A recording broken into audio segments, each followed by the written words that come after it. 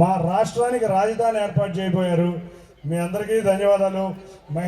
మహిళలే కాకుండా రైతులు 33,000 ఎకరాలు ఇచ్చి మంచి పంట భూములు ఇచ్చి ఈ రాష్ట్ర అభివృద్ధిలో మీరందరూ రాష్ట్రం కోసం త్యాగం చేశారు. మీ త్యాగాలు వృధా పోవు. ఇక మనం 82 రోజులు సమయం మిగిలింది.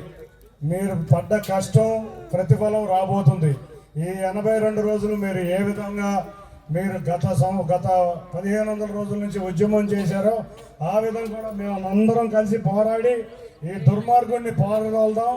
ఎవరైతే మిమ్మల్ని ఇబ్బంది పెట్టారో అటువంటి ప్రభుత్వం 175 నియోజకవర్గాల్లో ఎక్కడా డిబేట్, ఈ రాజధాని ప్రాంతంలోనే కాదు ఎక్కడా అభ్యర్థులు దొరకట్లేదు. అటువంటి వారు ఎక్కడా గెలవకుండా 165 నియోజకవర్గాల్లో ప్రజాప్రభుత్వం జనసేన టీడీపీ అభ్యర్థులు గెలిచేదాకా అందరం కలిసికట్టుగా పోరాడి ప్రజాప్రభుత్వాన్ని ఏర్పాటు చేసుకుని మన కళల రాజధానిని అమరావతిని సాకారం చేసుకుందాం.